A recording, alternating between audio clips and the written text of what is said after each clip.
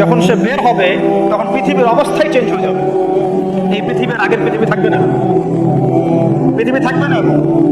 যতদিন যাবে পৃথিবী তার ধ্বংসের দিকে যাবে, আস্তে আস্তে আস্তে আস্তে পৃথিবী তার ধ্বংসের দিকে যাবে এবং কিয়ামতের সমস্ত আলামত প্রকাশিত হয়ে যাবে ইনশাআল্লাহ তাআলা। হাতে সময় বেশি নাই। সেই 1400 বছর আগে নবীজি বলেছেন যে আমার উম্মত আর কিয়ামতের মাঝখানে দূরত্ব হচ্ছে আসর থেকে মাগরিবের ওয়াক্তের মতো। বুঝতে পারছি না, আসরের ওয়াক্ত, এই যে এখন আসরের ওয়াক্ত, মাগরিব হতে কতটুকু সময় বাকি আছে? 1.5 ঘন্টা, 2 ঘন্টা। আল্লাহর কাছে উম্মতে মুহাম্মাদি এবং কিয়ামত, কিয়ামত আর উম্মতে মুহাম্মাদি এর মাঝখানে দূরত্ব হচ্ছে আসর থেকে মাগরিবের মতো। তাহলে কতটুকু সময় বাকি আছে আপনি ভাবেন। এই হাদিসটা বলেছেন নবীজি 1400 বছর আগে, আমি 1400 বছর পরে বললাম। প্রিয় দিনী ভাইরা, কেমন আছেন আপনারা? সবাই সিয়াম রেখেছি তো? আলহামদুলিল্লাহ। আমরা আল্লাহ পাকের দরবারে শুকরিয়া জানাই যে আল্লাহ পাক আমাদেরকে মাহে রমাদানে সুস্থ শরীরে সওম রাখার তৌফিক দান করেছেন। আলহামদুলিল্লাহ। রমাদান মাস কি কারণে মহিমান্বিত? রমজান মাসে এমন কি হয়েছে যেই কারণে রমাদান মাসকে আমরা সম্মান করি, সওম রাখি এবং রমাদান মাসকে কেন্দ্র করে আমরা বিভিন্ন নেক আমল করে থাকি? এর বিশেষ ঘটনাটা কি, বিশেষত্ব কি? আল্লাহ পাক এর উত্তর দিয়েছেন সূরাতুল বাকারা এর 185 নম্বর আয়াতে।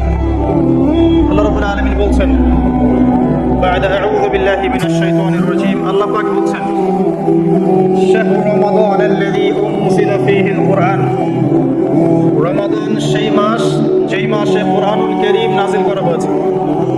কি নাযিল করা হয়েছে? রমাদান সেই মাস যেই মাসে কুরআনুল কারীম নাযিল করা হয়েছে। হুদাল লিন-নাস, পুরো মানব জাতির জন্য হেদায়েত স্বরূপ। ওয়া বাইয়িনাতিন মিনাল হুদা ওয়াল ফুরকান, কুরআন হচ্ছে বাইয়িনাত, সুস্পষ্ট প্রমাণ, নিদর্শন, এবং ফুরকান, সত্য মিথ্যা, ন্যায় অন্যায়ের একমাত্র মানদণ্ড। সত্য মিথ্যা, হক বাতিল, ন্যায় অন্যায় এর মানদণ্ড কি মানুষের জ্ঞান নাকি আল্লাহর ওহী? আল্লাহ পাকের সর্বশেষ ওহীর নাম কি? তাওরাত, জাবুর, ইনজিল না কুরআন? আল্লাহ পাক বলছেন সর্বশেষ ওহী, সত্য মিথ্যার চূড়ান্ত মানদণ্ড আল কুরআন আল্লাহ পাক নাযিল করেছেন রমাদান মাসে। বলেন সুবহানাল্লাহ। রমাদান মাসে একটা রাত আছে, লাইলাতুল কদর। লাইলাতুল কদর 27 রমজানেই হবে জরুরি না। শেষ দশকের বিজোড় রাতগুলোর যে কোনো রাতে লাইলাতুল কদর হতে পারে। হতে পারে 21 রাত, হতে পারে 23 বা 25 বা 27 বা 29। ইন্না আনজালনাহু ফী লাইলাতুল কদর, আল্লাহ পাক বলছেন নিঃসন্দেহে আমি কোরআনকে নাযিল করেছি লাইলাতুল কদরে। ওয়া মা আদরাকা মা লাইলাতুল কদর, হে নবী আপনি কি জানেন লাইলাতুল কদর কি জিনিস? লাইলাতুল কদর খায়রুম মিন আলফি শাহর, এই রাতটা হচ্ছে 1000 মাসের চাইতে উত্তম। কোরআন নাযিল করার কারণে লাইলাতুল কদর 1000 মাসের চেয়ে উত্তম। এই লাইলাতুল কদরে আপনি ইবাদত করলে 1000 মাস ইবাদতের নেকি পাবেন ইনশাআল্লাহ। সুবহানাল্লাহ। তানাজ্জালুল মালায়েকাতু ওয়ার রূহ, এই রাতে মালায়েকা নাযিল হন, অবতীর্ণ হন, অবতরণ করেন এই পৃথিবীতে, এবং জিবরাইল আলাইহিস সালাম এই পৃথিবীতে আসেন, নেককার বান্দাদের জন্য দোয়া করতে থাকেন। সালামুন হিয়া হাত্তা মাতলাইল ফজর, সকাল পর্যন্ত এই রাতে শান্তি বিরাজ করে। এই রাতে জিবরাইল আলাইহিস সালাম ফেরেশতাদেরকে নিয়ে আসেন, প্রত্যেকটা কাজের ফয়সালা অর্থাৎ 1 বছরের তাকদীর নতুন করে নবায়ন করা হয় লাইলাতুল কদরের রাতে। আল্লাহ পাক বলছেন এই কদরের রাতেই আমি কোরআন নাযিল করেছি।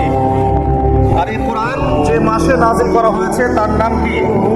রমাদান মাস। তাহলে রমাদান মাসের সবচেয়ে গুরুত্বপূর্ণ বিষয়টা হচ্ছে আল কোরআন নাযিল হওয়া। এই তো কথা কি বুঝতে পারছেন? রমাদান মাসের সবচেয়ে গুরুত্বপূর্ণ ইভেন্টটা কি? আল কোরআন নাযিল হওয়া।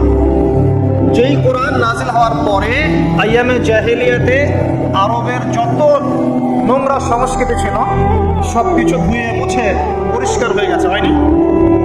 আইয়ামে জাহেলিয়াতে শিরক ছিল, আইয়ামে জাহিলিয়াতে সুদ ছিল, সুদ। আইয়ামে জাহিলিয়াতে মাদক দ্রব্যের প্রচলন ছিল, নারীর অবমাননা ছিল, মেয়েদেরকে জীবন্ত কবর দেওয়া হতো, জেনা ছিল, ব্যভিচার ছিল, ধর্ষণ ছিল, মেয়েদের অধিকার ছিল না, দাস প্রথা ছিল, জুলুম ছিল, অন্যায়, মারামারি, কাটাকাটি, রাহাজানি, যুদ্ধ বিগ্রহ, এগুলো আইয়ামে জাহিলিয়াতে পূর্ণ ছিল।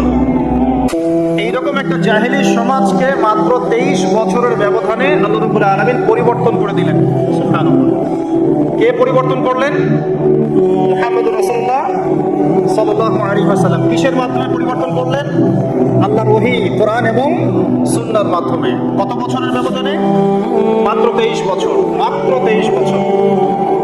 23 বছর পরের মক্কায় গিয়ে আপনি দেখবেন কোনো সুদ নাই, কোনো শিরক নাই, কোনো মাদক নাই, কোনো নারীর অবমাননা নাই, সেখানে মেয়েদেরকে আর ধর্ষণ করা হচ্ছে না, সেখানে আর মাদক দ্রব্য মানুষ খাচ্ছে না, সেখানে ভাই ভাই হয়ে গেছে সবাই, একে অপরের সাথে কোনো মারামারি কাটাকাটি ভেদাভেদ নাই, সবাই একটা উম্মাহ হয়ে গেছে। তো এই যে 23 বছরে একটা নোংরা সমাজকে আলোকিত সমাজে পরিণত করা হলো কিসের মাধ্যমে? আল কোরআনের মাধ্যমে। আর সেই কোরআন নাজিল করা হয়েছে রমাদান মাসে। তাহলে এই রমাদান মাসে আমাদের সবচেয়ে বড় দায়িত্বটা কি? কোরআন কেন্দ্রিক জীবন গড়া, তাই নয় কি? কোরআন কেন্দ্রিক জীবন গড়া, কোরআন পড়তে শেখা, কোরআন মানুষকে শেখানো, কোরআনের অর্থটা বোঝা, কোরআনকে নিয়ে গবেষণা করা, কোরআনের দাওয়াত মানুষকে দেয়া এবং কোরআনের যে বিধান এটা বাস্তবায়নের চেষ্টা করা। এই তো কোরআন কেন্দ্রিক কাজ তো এগুলোই। নবী সাল্লাল্লাহু আলাইহি ওয়াসাল্লাম এবং সাহাবায়ে কেরাম 23 বছর ধরে এই কাজগুলো করেছিলেন বলেই আইয়ামে জাহেলিয়াত একটা আলোকিত সমাজে পরিণত হয়েছে। আমার কথা কি বুঝতে পারছেন? আলহামদুলিল্লাহ। এখন আসেন খুব সরল কথা বলি যে আমরা যারা মুসলিম আছি, কোরআন কেন্দ্রিক আমাদের কি কাজ করা উচিত, এই রমাদান মাসে আমরা কি করতে পারি, এবং রমজান মাস থেকে শিক্ষা নিয়ে সারা বছর এটাকে ধরে রাখতে পারি কিভাবে, এটাই মূল কথা। অনেক বেশি কথার প্রয়োজন নাই, মূল কথা কিন্তু অল্প। রমাদান মাসে আমাদের প্রথম দায়িত্ব হচ্ছে আল কোরআন পড়তে শেখা। আমরা কারা কারা কোরআন পড়তে জানি? হাত উঁচু করে একটু। মাশাআল্লাহ, বেশিরভাগ মানুষই কোরআন পড়তে জানেন, আলহামদুলিল্লাহ। জাযাকুমুল্লাহ খায়রান। আল্লাহ পাক আপনাদেরকে বারাকাত দান করুন, দোয়া করি। প্রথম কাজ কোরআন পড়তে শেখা। পড়তে জানেন, আলহামদুলিল্লাহ। তবে আমি কিছু কথা বলি যেগুলো শুনলে হয়তো আপনার কাছে মনে হবে যে আরো ভালো করে পড়া শেখা উচিত। পড়তে শেখা খুব গুরুত্বপূর্ণ একটা কাজ, কিন্তু যেমন তেমন করে পড়তে শিখলে হবে না, মদ, মাখরাজ, তাজবিদের সাথে পড়তে হবে। যেমন একটা অক্ষর আছে কফ, বড় কফ, যেমন কফ দিয়ে একটা শব্দ আছে কুল। আপনারা সূরায় পড়ছেন নামাজে কুল হু আল্লাহু আহাদ, তাই পড়ছেন না? এই কুল শব্দের অর্থ হচ্ছে বলুন। কিন্তু আপনি যদি কফ এর মাখরাজটা ভুল করেন এবং কফ না বলে আপনি ছোট কাফ পড়েন এবং কুল না পড়ে আপনি কুল পড়েন, বলেন যে কুল হু আল্লাহু আহাদ, তাহলে অর্থটা পরিবর্তন হবে। অর্থ দাঁড়াবে খাও আল্লাহ এক এবং অদ্বিতীয়। আমি কি বুঝাতে পারছি? শুধুমাত্র কফ এর উচ্চারণ সঠিকভাবে না করার কারণে আপনার অর্থ পরিবর্তন হয়ে গেছে, বলো এর জায়গায় খাও অর্থ চলে এসেছে। আপনি পড়ছেন আল্লাহু আকবার, আলহামদুলিল্লাহি রাব্বিল আলামিন, এই তো আপনি পড়ছেন আলহামদুলিল্লাহ। শব্দটা কি? আলহামদুলিল্লাহ। এই হা এর মাখরাজ কোথায়? হা এর মাখরাজ কোথায় বলেন একজন? কণ্ঠনালীর মাঝখান থেকে। এখান থেকে আপনি উচ্চারণ করছেন আলহামদুলিল্লাহি রাব্বিল আলামিন। অর্থ দাঁড়াচ্ছে সমস্ত প্রশংসা জগৎসমূহের রব আল্লাহর জন্য, ঠিক আছে? কিন্তু আপনি এই হায়ে হদ্দির জায়গায় যদি হায়ে হাওয়াজ পড়েন, যার মাখরাজ অন্য জায়গা থেকে, আপনি পড়ছেন ফর এক্সাম্পল আলহামদুলিল্লাহি রাব্বিল আলামিন, যেমনটা অনেকেই পড়ে থাকে। কেমন আছেন? আলহামদুলিল্লাহ ভালো আছি, তাই না? কেমন আছেন? আলহামদুলিল্লাহ ভালো আছে। আলহামদুলিল্লাহ না বলে সে বলেছে আলহামদুলিল্লাহ।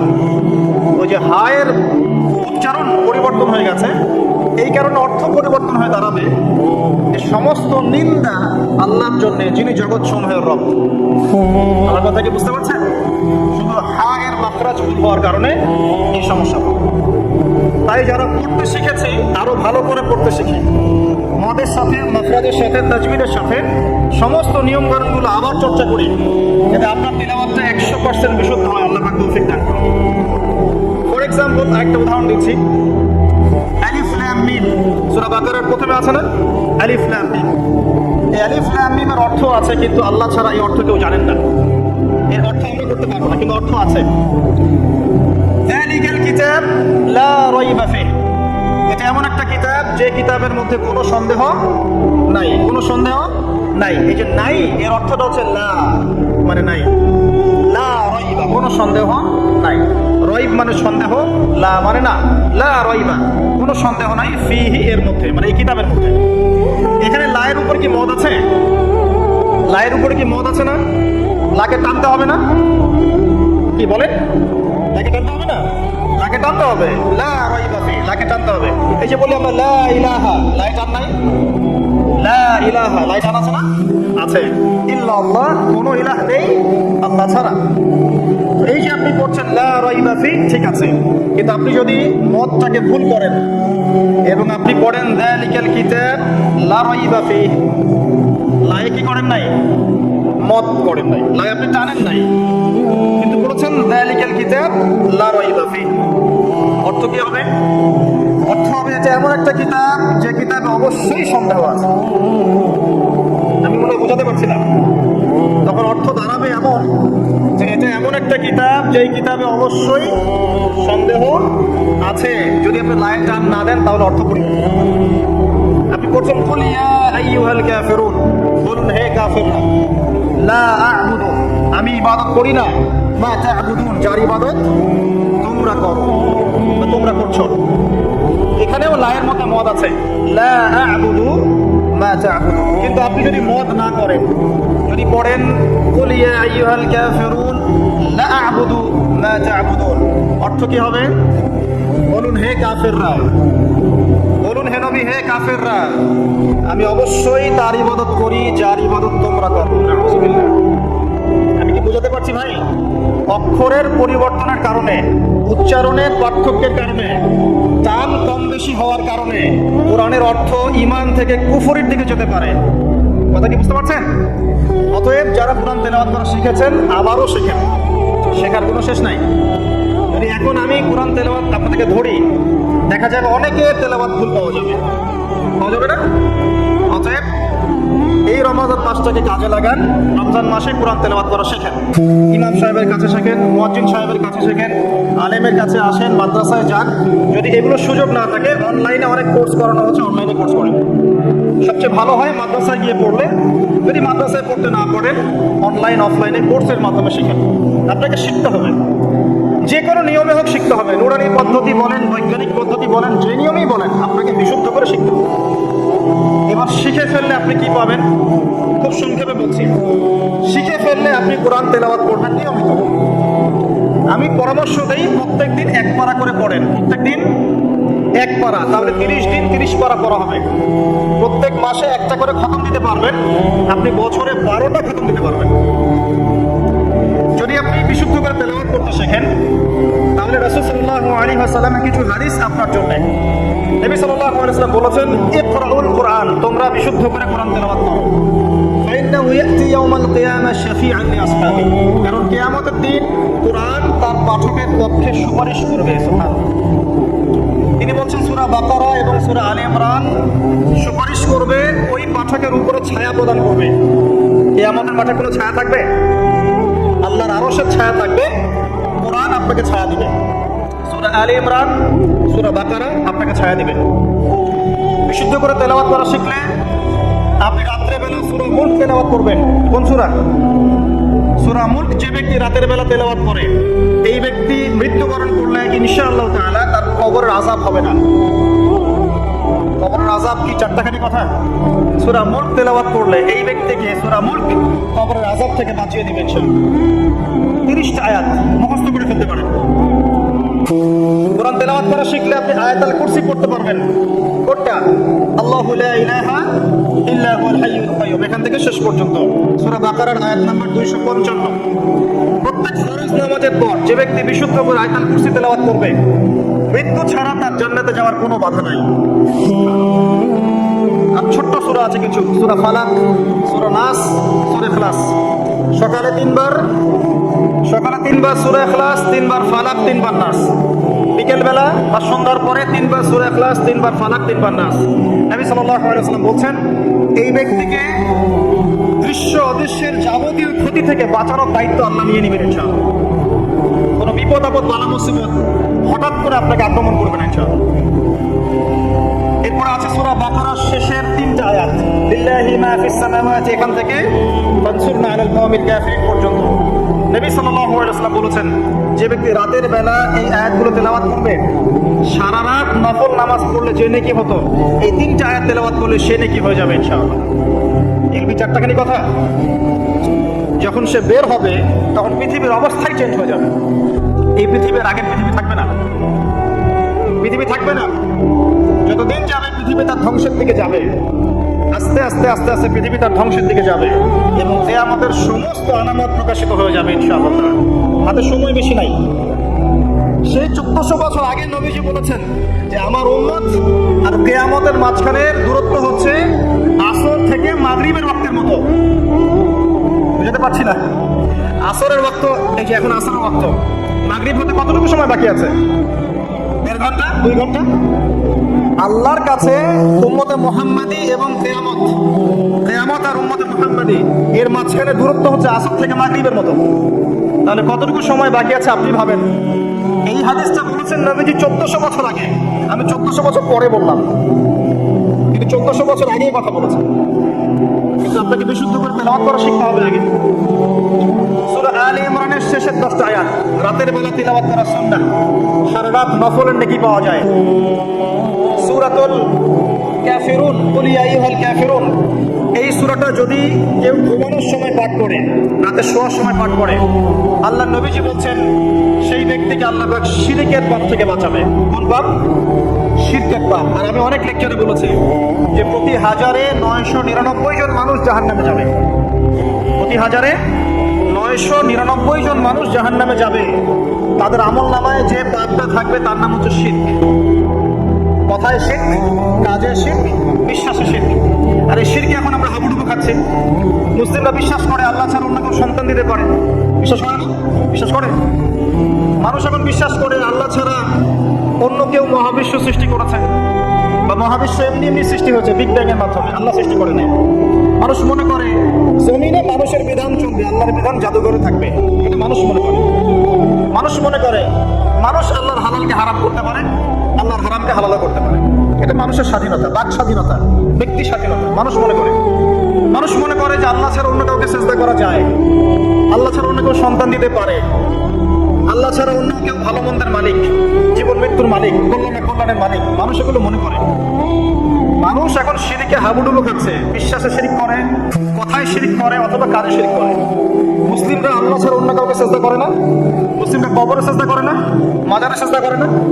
মুসলিমরা কবরকে কেন্দ্র করে তাওয়াফ করে না। মুসলিমরা হাতে সুতা বালা পরে না।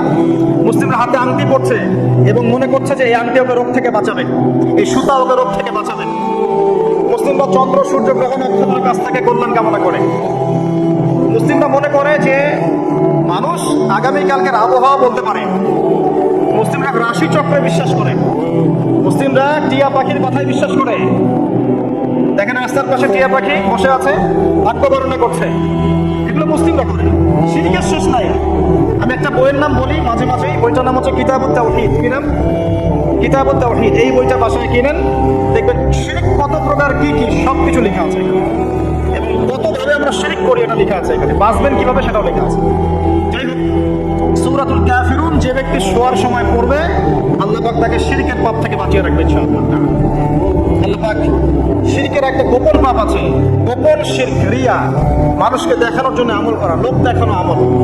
এটা থেকেও আল্লাহ পাক বাঁচাবে সেই ব্যক্তিকে, যে ব্যক্তি সূরা কাফিরুন রাতের বেলা তেলাওয়াত করবে ঘুমানোর সময় ইনশাআল্লাহ তাআলা।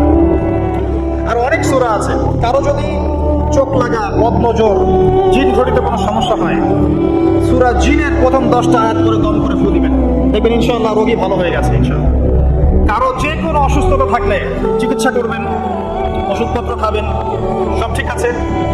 তার আগে সূরা ফাতিহা পড়বেন। সূরা ফাতিহা পড়ে নিজের গায়ে দম করবেন, পানিতে দম করে খাবেন, দেখবেন সূরা ফাতিহার মধ্যে শিফা আছে। সূরা ফাতিহার মধ্যে শিফা আছে। এই সূরা আরেকটা নাম হচ্ছে আয়াতুশ শিফা। এই সূরার মধ্যে শিফা আছে, আরোগ্য আছে, আর অনেক আয়াত আছে, এগুলো বলতে গেলে সময় শেষ হয়ে যাবে। প্রথম যে কাজ আমাদের সেটা হলো আল কোরআনকে বিশুদ্ধ করে পড়তে শেখা।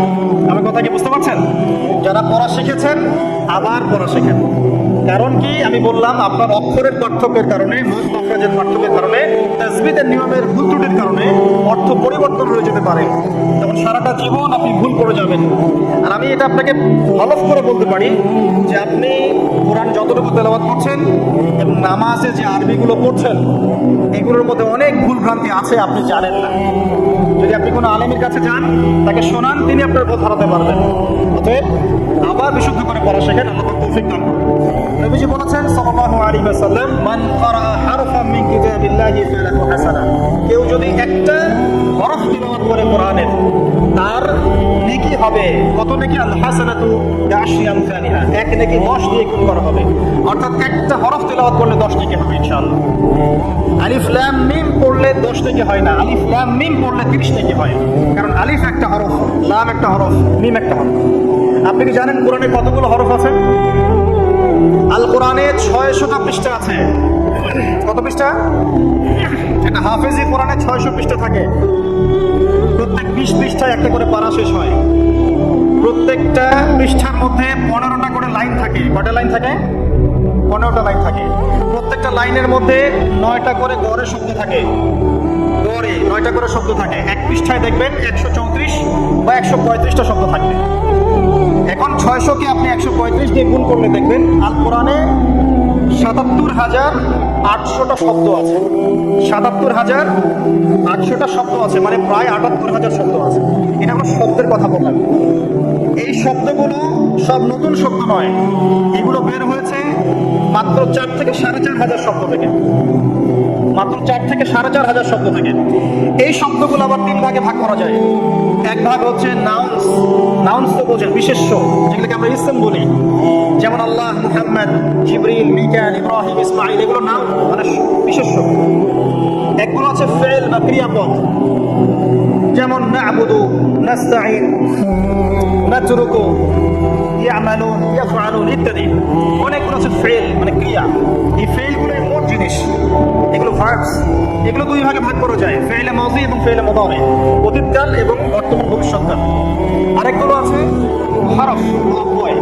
এগুলোকে আমরা ইংরেজিতে বলি প্রোনাউন্স বা প্রিপোজিশন বা কনজাংশন, ইন্টারজেকশন। এগুলো সব কিছু মিলেই হরফ। এই অল্প কিছু শব্দ থেকে কোরআনের 78,000 শব্দ বের হয়েছে। কোরআনের যদি কেউ 400 থেকে 500টা মাজদার জানে, মাত্র 400 থেকে 500টা মাজদার, ইনশাআল্লাহ তাআলা সে কোরআনের 70% অনুবাদ করতে পারবে ইনশাআল্লাহ। কথা কি বুঝতে পারছেন? হয়তো কিছু বুঝতে পারছেন না।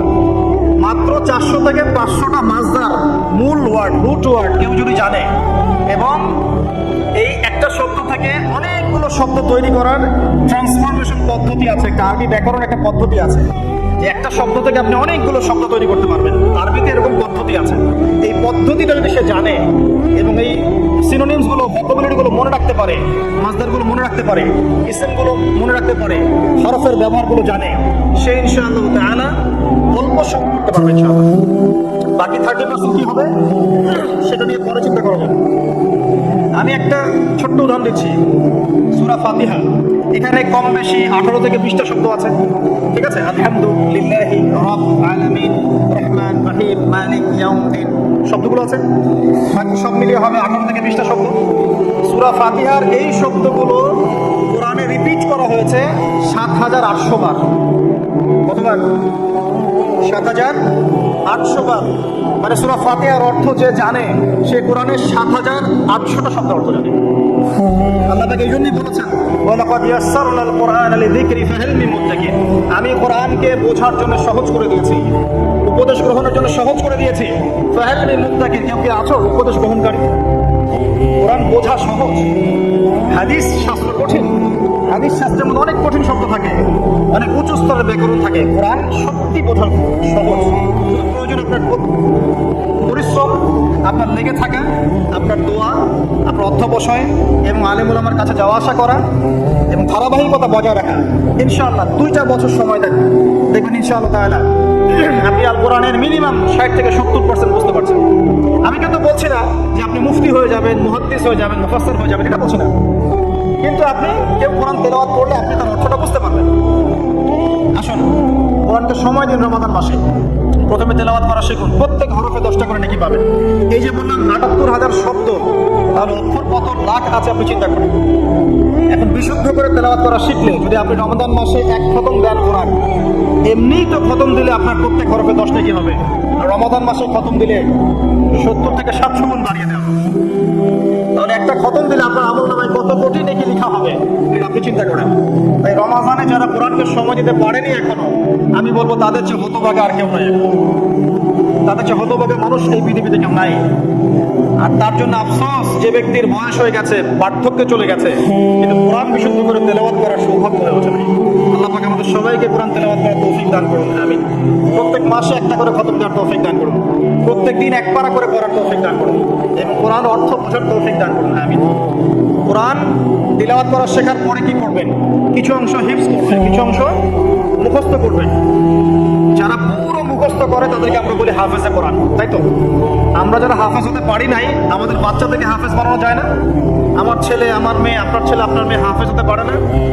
আর আমরা সারা জীবনে কত শত বই মুখস্থ করেছি। কেমিস্ট্রির ওই যে পর্যায় সারণী আপনার মুখস্থ, ফিজিক্সের সূত্রগুলো মুখস্থ, এই যে হায়ার ম্যাথের কঠিন কঠিন সূত্র মুখস্থ, ইকোনমিক্স মুখস্থ। আপনার বিসিএস কোচিং করছেন, আপনি কোন সাহিত্য কে লিখেছে, কোন কবিতা কে লিখেছে, কোন কবির জন্ম কবে, মৃত্যু কবে, সব মুখস্থ, তাই না? আমরা তো পড়েছি এগুলো, এগুলো মুখস্থ করায় না? কত গল্প, প্যারাগ্রাফ রচনা আপনি মুখস্থ করেছেন। কোরআন 600 পৃষ্ঠার একটা কিতাব, আপনি মুখস্থ করতে পারবেন না, এটা কিন্তু বিশ্বাসযোগ্য কথা নয়। বরং পৃথিবীর কোনো বই মানুষ হুবহু বলতে পারে না কোরআন ছাড়া। বেদ মানুষ কি মুখস্থ বলতে পারে? বাইবেল মানুষ মুখস্থ বলতে পারে? জাবুর, ইনজিল মানুষ মুখস্থ বলতে পারে? কোরআন ছাড়া কোনো কিতাবই মানুষ মুখস্থ বলতে পারে না। কোরআন আজকে যদি কোরআন পৃথিবী থেকে মুছে ফেলা হয়, আর পৃথিবী থেকে সমস্ত কোরআনের কপি যদি আজকে মুছে ফেলা হয়, কালকে দেখবেন আগামীকাল কোরআনের হাফেজরা কোরআন আবার লিখে ফেলবে ইনশাআল্লাহ। এটাই কোরআন। ইন্না নাহনু নাযালনা যিকরা ওয়া ইন্না লাহু লাহাফিজুন। আমি এই কোরআন, এই জিকির নাযিল করেছি, আর আমি আল্লাহ এর হেফাজত করব। আল্লাহ পাক দায়িত্ব নিয়েছেন। অতএব আমরা হাফেজ হওয়ার চেষ্টা করি। এখন কথা হচ্ছে আমরা সবাই তো 30 পারা হাফেজ হতে পারবো না, তাই তো? তাহলে আমি কিছু ইম্পর্টেন্ট সূরা বলছি, কিছু ইম্পর্টেন্ট সূরা, ইম্পর্টেন্ট আয়াত, এগুলো সবাই মুখস্থ করবেন, পারবেন? 1 নম্বর সূরা ফাতিহা, 2 নম্বর সূরা বাকারার প্রথম 5টা আয়াত, এরপর সূরা বাকারার 255 নম্বর আয়াত, আয়াতুল কুরসি, এরপর সূরা বাকারার শেষের 3টা আয়াত, এরপর সূরা আলে ইমরান শেষের 10 আয়াত, এরপর সূরা কাহফ প্রথম 10 শেষ 10, এরপর সূরা জিন প্রথম 10, এরপর সূরা মুমিনুন শেষের আয়াতগুলো, শেষের 10টা আয়াতের মতো, সূরা ফুরকান শেষের কিছু আয়াত, সূরা ফালাক, সূরা নাস, সূরা ইখলাস, সূরা কাফিরুন, এগুলো পড়া যাবে না? সূরা হাশর শেষের 3টা আয়াত, সূরা হাশরের শেষের আয়াতগুলো, সূরা হজের শেষের আয়াতগুলো। এরপর আপনি পড়বেন সূরা তাহার কিছু আয়াত, তারপরে আছে সূরা বনী ইসরাঈল এর কিছু আয়াত, সূরা মুলক মুখস্থ করবেন, সূরা মুলক, আর 2টা সূরা অবশ্যই মুখস্থ করবেন, সূরা আর রহমান, সূরা ইয়াসিন। এতটুকু পারা যাবে না? খুব বেশি পড়া দিলাম? আচ্ছা, এই রমজানে না পারি, এই রমজান থেকে আগামী রমজান আসা পর্যন্ত পারা যাবে না? পারা যাবে ইনশাআল্লাহ। আল্লাহ পাক আমাদের সবাইকে কোরআনের মিনিমাম 1 পারা হিফজ করার তৌফিক দান করুন, আমিন। আর আমাদের বাচ্চাদেরকে আল্লাহ পাক কোরআনের হাফেজ হিসেবে কবুল করুন, বড় আলেম হিসেবে কবুল করুন, আল্লাহর দ্বীনের বড় দায়ী এবং মুজাহিদ হিসেবে কবুল করুন, আমিন। এরপর কি কাজ? কোরআনের অর্থ বুঝতে হবে। বারবার একটা কথা বলি যে কোরআন তেলাওয়াত করলে প্রত্যেক হরফে 10 নেকি হবেই, অথবা 70 নেকি হবে, অথবা 700 নেকি হবে, কিন্তু অর্থ না বুঝলে কোরআনের মৌলিক হকটা আদায় হবে না। কিভাবে? যেমন আমি যদি বলি ওয়ালা তাকরাবুজ জিনা, কতজন এর অর্থ বুঝেছেন? হাত তুলে দেখি। এই কয়েকজন অর্থ বুঝেছেন, বাকিরা বোঝেন নাই। যারা বোঝেন নাই তাদেরকে যদি আমি এখন বলে দেই যে ভাই বা চাচা, ওয়ালা তাকরাবু জিনা, এর অর্থ হচ্ছে জেনার ধার কাছেও যেও না, এবার কি সে অর্থ বুঝতে পারে নাই? এখন এই যে সে অর্থটা বুঝতে পারলো, সে কি এই আয়াত থেকে হেদায়েতটা পেয়েছে না? জেনার কাছে যাওয়া যাবে না, শিক্ষাটা পেয়েছে না? কিন্তু অর্থটা না বুঝতো, সে কি শিক্ষা পেত? পেত না। যদি আমি বলি ইত্তাকুল্লাহ ওয়া যারু মা বাকিয়া মিনার রিবা, আল্লাহকে ভয় করো, সুদের অবশিষ্ট অংশ ছেড়ে দাও, ওয়া ইল্লাম তাফআলু ফা'যারু বিহারবিন মিনাল্লাহি ওয়া রাসূলিহি। যারা অর্থ জানে না তারা কি হেদায়েত পেয়েছে? পাবে। কিন্তু যারা অর্থ বুঝেছে তারা বুঝতে পারবে যে আল্লাহ এখানে বলছেন যে ব্যক্তি সুদ খায় সে যেন আল্লাহ এবং তার রাসূলের সাথে যুদ্ধের ঘোষণা করে। অর্থ জানার দরকার নাই। কোরআনের অর্থ নিয়ে ইহুদিরা, খ্রিস্টানরা, ইসলামের দুশমনরা গবেষণা করছে। কোরআনের অর্থ নিয়ে ওরা গবেষণা করে আমাদের বিরুদ্ধে কি করছে? আমাদের বিরুদ্ধে বিভিন্ন কূটকৌশল চালছে। আর আমরা মুসলিমরা কোরআনের অর্থ বুঝতে চাচ্ছি না। এক শ্রেণীর মানুষ মনে করে যে কোরআনের অর্থ বুঝলে কিছু মানুষের হাত আর টিকবে না জমিনের মধ্যে। কিছু মানুষ মনে করে যে কোরআনের অর্থ যদি সবাই বুঝে ফেলে তাহলে এক শ্রেণীর মানুষের ধর্ম ব্যবসা টিকবে না। আল কোরআনুল কারীম নির্দিষ্ট কিছু মানুষের জন্য নয়, পুরো মানব জাতির জন্যই। একজন অমুসলিম কি কোরআন পড়ে হেদায়েত পেতে পারে না? একজন হিন্দু ভাই সে কোরআন পড়ে কি এক ঈশ্বরে বিশ্বাস করে ইসলাম কবুল করতে পারে না? তো কোরআন থেকে হেদায়েত পেতে হলে তো অর্থটা জানতে হবে। সূরা ফাতিহা আপনি পড়ছেন, অর্থ যদি না বোঝেন আপনার নামাজে মনোযোগ কিভাবে আসবে? মালিকি ইয়াউমিদ্দিন আপনি বলছেন নামাজের মধ্যে, মালিকি ইয়াউমিদ্দিন, বিচার দিনের মালিক। তারপরেও যদি আপনি চিন্তা করেন আমি এই জমিনের মালিক, তাহলে কি হবে? ইয়াকা না'বুদু ওয়া ইয়াকা নাস্তাঈন, আমরা নামাজে বলছি আল্লাহ শুধু আপনার ইবাদত করি, আপনার কাছে সাহায্য চাই। এই ব্যক্তি কি মসজিদ থেকে বের হয়ে কবরে সিজদা করতে পারবে? সে তো নামাজে বলেছে আমি শুধু আপনারই ইবাদত করি, আপনার কাছেই সাহায্য চাই। অতএব অর্থ জানার দরকার আছে না? রুকুতে কি পড়ছি, তাসবিতে সিজদায় কি পড়ছি, আত্তাহিয়াতুর অর্থ কি, দরুদ শরীফের অর্থ কি, দোয়া মাসুরের অর্থ কি, হাত তুলে আমরা কি দোয়া করি, এগুলো অর্থ বুঝতে নামাজে মনোযোগ পারবে না। কোরআন তেলাওয়াত করতে করতে অর্থ বুঝতে থাকলে আপনি কোরআনকে ফিল করতে পারবেন না, ভিতরে ঢুকতে পারবেন না।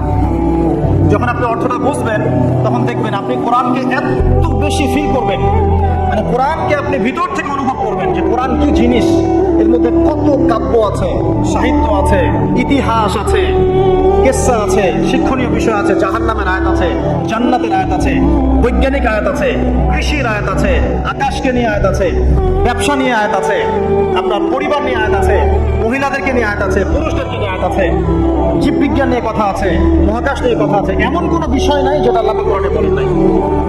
এমন কোনো বিষয় নাই যেটা আল্লাহ কোরআনে বলেন নাই। যে কবি কাব্য বা সাহিত্য পছন্দ করে সে যদি সূরা হুদ পড়ে, সূরা শুআরা পড়ে, সে বুঝবে কাব্য সাহিত্য কাকে বলে। যে সাহিত্য উপন্যাস পছন্দ করে সে যদি সূরা ইউসুফ পড়ে, সূরা ইউসুফ, তাহলে বুঝবে যে উপন্যাস কাকে বলে, আহসানুল কসাস কাকে বলে। কেউ যদি এই ছন্দ চর্চা করতে ভালোবাসে সে সূরা রহমান পড়ে দেখুক ছন্দ কাকে বলে। কোরআনে এক একটা সূরা আপনি পড়েন, ভিতরে ঢোকেন, দেখবেন কোরআনকে আপনি ফিল করতে পারছেন। রমজান মাস ছাড়া অন্য কোন মাসে আপনি কোরআন চর্চা করবেন? রমজান মাস ছাড়া অন্য কোন মাসে কোরআনকে শিখবেন, বুঝবেন, আমল করবেন? আল্লাহ পাক বোঝার তৌফিক দান করুন। আমিন। আর অনেক কথা বলার ছিল কিন্তু সময় কম, এক কথায় কোরআন অর্থটা বোঝার চেষ্টা করুন। এখন অর্থ বুঝতে হলে কি করতে হবে? কঠিন। অর্থ বুঝতে হলে আপনাকে আরবির যে ক্লাসিক্যাল বইগুলো আছে ব্যাকরণের, সেগুলো পড়তে হবে। আর এই বইগুলো কি একা পড়া যাবে? উত্তর না, এই বইগুলো একা একা পড়া যাবে।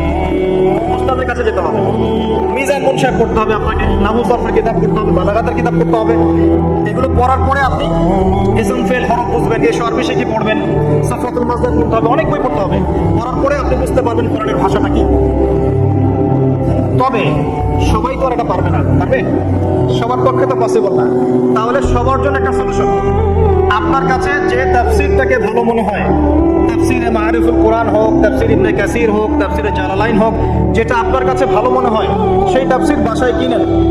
বাসায় কিনে প্রত্যেকদিন 10টা করে আয়াতের অনুবাদ করেন। পারবেন? এটা কি কঠিন? সহজ। কিন্তু অনুবাদ করলেই কিন্তু আপনি কোরআন বুঝতে পারবেন না, এটা মনে রাখেন। কোরআন অনুবাদটা কিন্তু কোরআন নয়, অনুবাদটা কিন্তু আমার ভাষায় আমি ট্রান্সলেট করেছি। কিন্তু আরবি থেকে আরবি বুঝতে না পারলে আপনি মূল কোরআনটা পাবেন না। আমি আসলে বোঝাতে পারছি না, মানে আমি বুঝছি জিনিসটা কিন্তু আমি আপনাকে বোঝাতে পারছি না।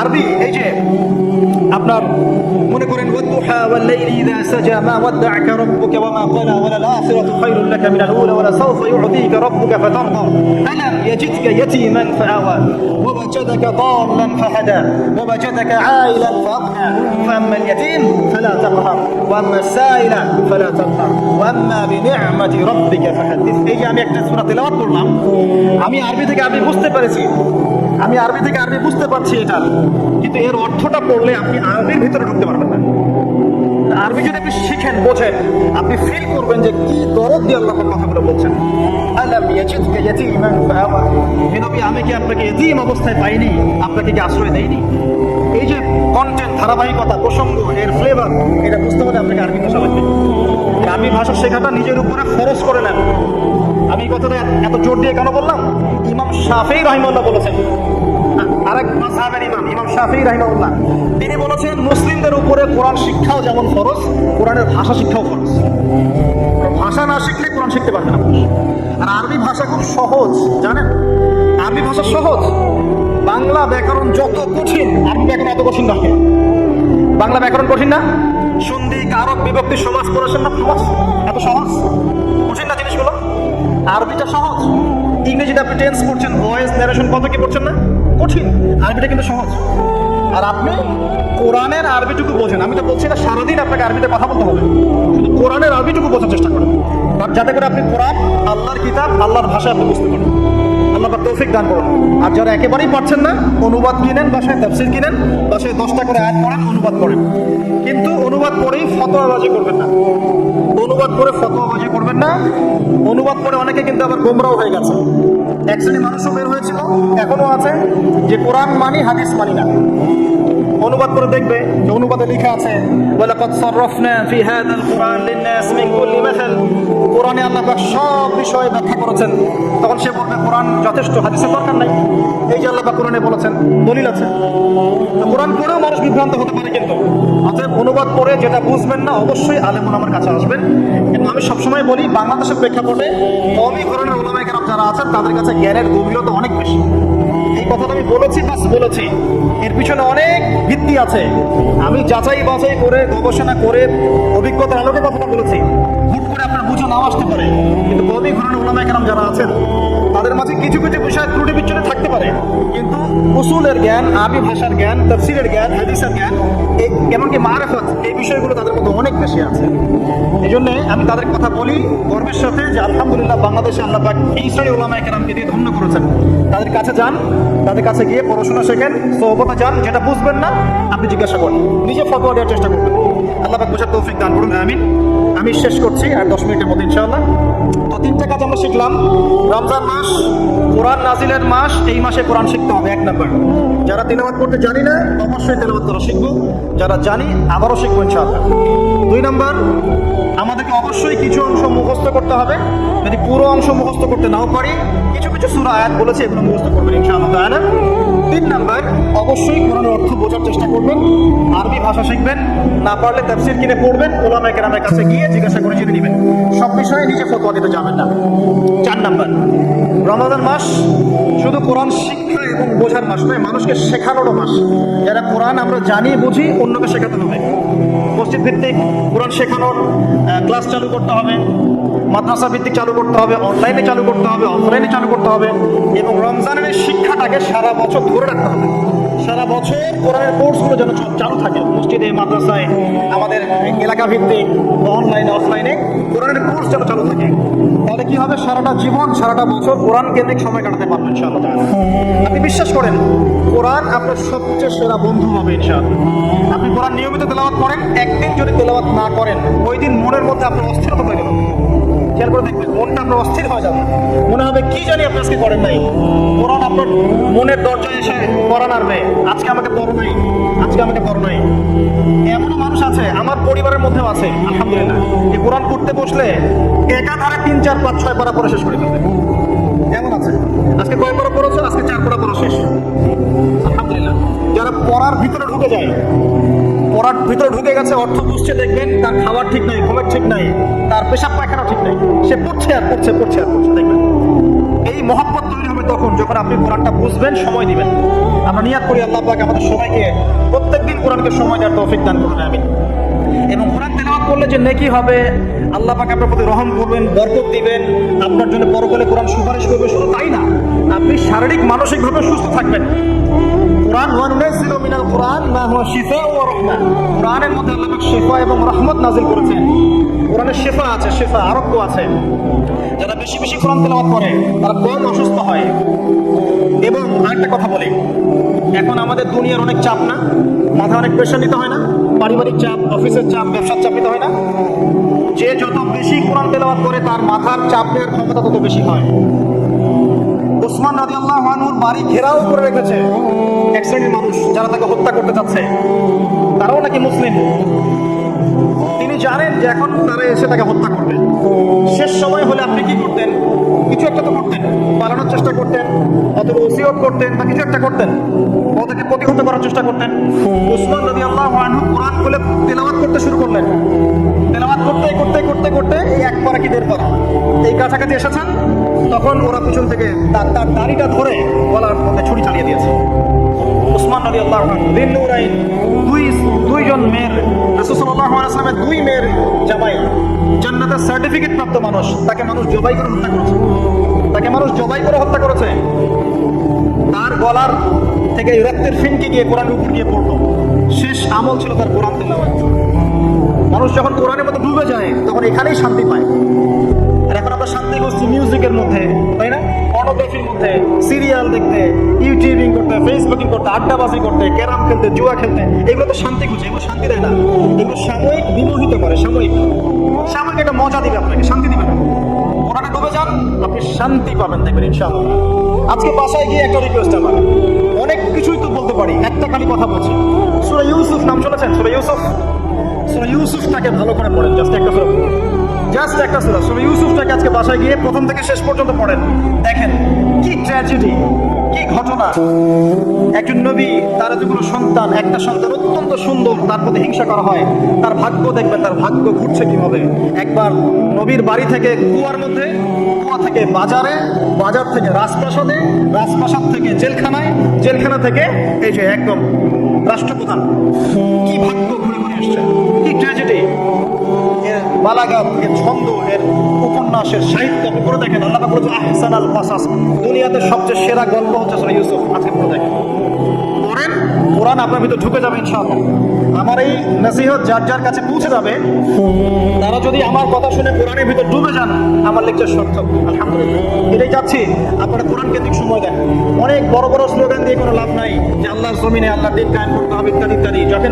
যতক্ষণ পর্যন্ত প্রত্যেক ঘরে ঘরে কোরআন বলা মানুষ তৈরি না হবে, যতক্ষণ পর্যন্ত আমরা সবাই কোরআনের হকগুলো আদায় না করব এবং কোরআনের আলোকে জীবন না করছি, ততক্ষণ স্লোগান দিয়ে আইওয়াস শোডাউন করে কোনো লাভ নাই। লাভ আছে?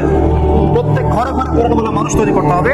আমি আমার আলোচনা শেষ করছি, আর কয়েকটা কথা বলে শেষ করছি। সেটা হলো যে এই বিষয়গুলোর পাশাপাশি আমাদেরকে কোরআনের আদেশগুলো মেনে চলার চেষ্টা করতে হবে। শুধু জানবো কিন্তু আমল করবো না, এমনটা করলে চলবে না। জানি বুঝি আমলও করতে হবে। কোরআনের আদেশ কেমন? আল্লাহর সাথে শিরক করা যাবে না, তাওহীদে থাকতে হবে, 5 ওয়াক্ত নামাজ পড়তে হবে, আপনার নিসাব পরিমাণ সম্পদ হলে যাকাত দিতে হবে, রমজান মাসে সাওম রাখবেন, সামর্থ্য হলে হজ করবেন, প্রতিবেশীর খোঁজ নেবেন, আত্মীয়তার সম্পর্ক বজায় রাখবেন, পিতামাতার খেদমত করবেন ইত্যাদি।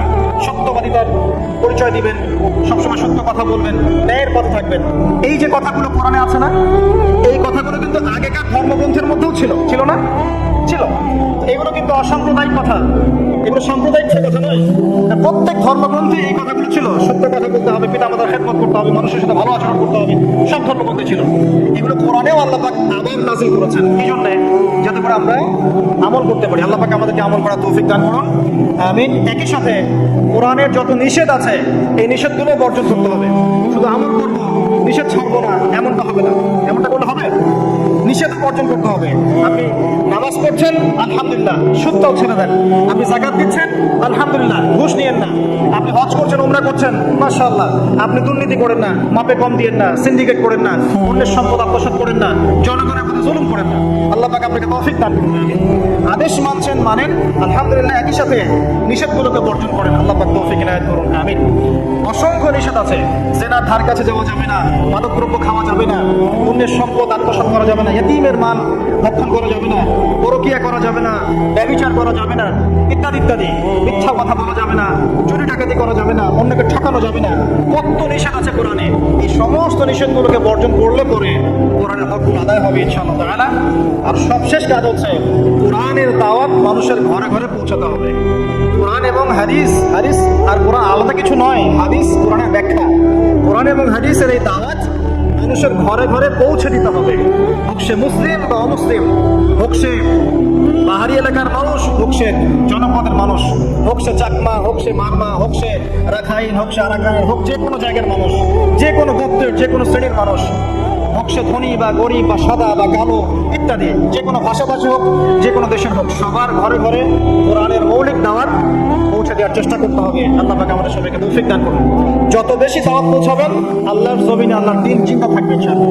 দ্বীন ইসলাম জিন্দা থাকলে আমরা নিরাপদে থাকবো, ইসলাম জিন্দা না থাকলে আমরা নিরাপদে থাকবো না। ইসলাম যদি পৃথিবীতে না থাকে, এই মুসলিমদের অস্তিত্ব পৃথিবীতে থাকবে না। যদি মুসলিমদের অস্তিত্ব টিকিয়ে রাখতে চান, তাহলে ইসলামকে টিকিয়ে রাখুন। আর ইসলামকে টিকিয়ে রাখতে হলে কোরআন এবং হাদিসের দাওয়াত যে আমল করে মানুষের ঘরে ঘরে দাওয়াত পৌঁছানোর চেষ্টা করুন। আল্লাহ পাক আমাদের সবাইকে এই কাজগুলো করার, যা বললাম তার উপর আমল করার তৌফিক আল্লাহ পাক আমাদের সবাইকে দান করুন, আমিন। আপনারা সবাই সওম রেখেছেন, আমরা দোয়া করি আল্লাহ পাক সবার সওমগুলোকে কবুল করুন এবং সওমরত অবস্থায় বেশি থেকে বেশি কোরআন তেলাওয়াত করার তৌফিক আল্লাহ পাক আমাদেরকে দান করুন। আল্লাহ পাক আমাদেরকে কোরআন বুঝে আমল করার তৌফিক ইনায়াত করুন। আমাদের সন্তানদেরকে কোরআনে হাফেজ বানানোর তৌফিক দান করুন, আমাদেরকে কোরআন বুঝে পড়ার তৌফিক দান করুন। আমরা দোয়া করি রমজান মাসে আমরা যেন বেশি বেশি মানুষকে ইফতার করাতে পারি, আল্লাহ পাক তৌফিক দান করুন। আমরা সওম রেখে, রোজা রেখে যেন আল্লাহর অবাধ্যতামূলক যত কাজ আছে সমস্ত কাজগুলো ছেড়ে দেই, আল্লাহ পাক তৌফিক দান করুন। রমজান রোজা রেখে যেন আমরা মিথ্যা কথা না বলি, গীবত না করি, মানুষের বদনাম না করি, তহমত না দিই, মাপে কর না দিই, ইচ্ছা করে বাজারে সিন্ডিকেট না তৈরি করি, অন্যের সম্পদ আত্মসাৎ না করি, কাউকে কষ্ট না দিই। রমজানের সওম রেখে যাবতীয় পাপাচার ছেড়ে দিতে পারি, আল্লাহ পাক আমাদের সবাইকে তৌফিক ইনায়াত করুন, আমিন। এবং সওমরত অবস্থায় যেন বেশি বেশি আমরা কোরআন তেলাওয়াত করতে পারি, আল্লাহর কাছে দোয়া করতে পারি, জিকির আজকার করতে পারি, দ্বীন ইসলামের খেদমত করতে পারি, কি কাজ করলে ইসলাম এগিয়ে যাবে ফিকির করতে পারি, মানুষের কল্যাণে কাজ করতে পারি, মানবতার সেবায় কাজ করতে পারি। রোজা রেখে আমরা যেন অন্যের উপকারে আসতে পারি, এই তৌফিক আল্লাহ পাক আমাদের সবাইকে দান করুন, আমিন।